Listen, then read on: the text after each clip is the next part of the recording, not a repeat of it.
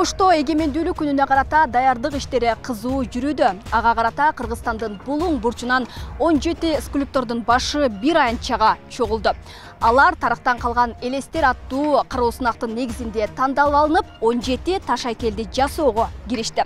Учурда иш ыргагы кызуу, тарыхты чагылдырган таш айкелдер Султан Ибраимов атындагы Ош улуттук драма театрынын алдына чегерилет. Атайын кароо сынактын негизинде тандалып алынган скульптор Кубаныч Токтуралуу эне бактысы аттуу таш айкелди жасап жатат. Анда элечек кийген аялдын бала кармап турган элеси чагылдырылган. Бир тарабында бугу эненин сүрөттө түшүрүлгөн. Ал муну кыргыз элинин түпкү тамыры, тарыхы менен байланыштырды. Ошондой эле бул таш айкел улуттун уңгусу уланып жатканын түшүндүрөт. Бул эне сайдан кыргыздар көчүп келгенде ошо бугу алып келген деген уламыштар бар эмеспи?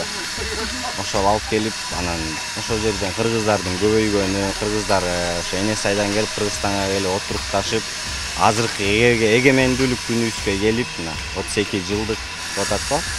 Ошого чейинки мындай карап алып келсең, түпкү тамырдан бери алып келген чоң тарыхта.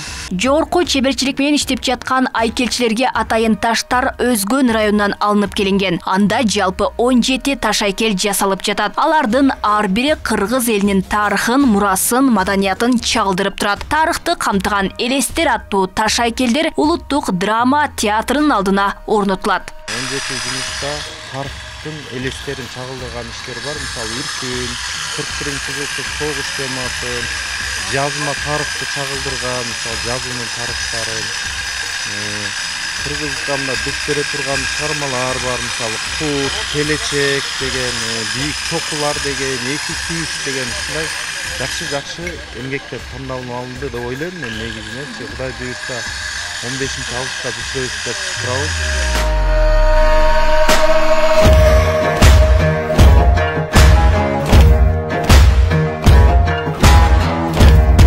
Ал учурда Султан Ибраимов атындагы Ош улуттук драма театрынын айланасын көрктөндүрүү жана жашылдандыруу иштери да жүрүп жатат. Анда фонтанды жаңылоо, брусчаткаларды төшөө, отургучтарды орнотуу боюнча ар тараптуу иштер жүргүзүлүүдө. Ага жалпысынан 41 миллион сом сарпталууда. Жалпы Кыргызстан боюнча скульпторлор келген, ар региондордон. Ошондо бүгүн жумушун баштап атат. Буюрса бир айдын тегерегинде жалпы бүтөт. Андан сырткары кичинекей Кыргызстандын макеттери жасалат. Жети область, 2 шаардын макети өтөт.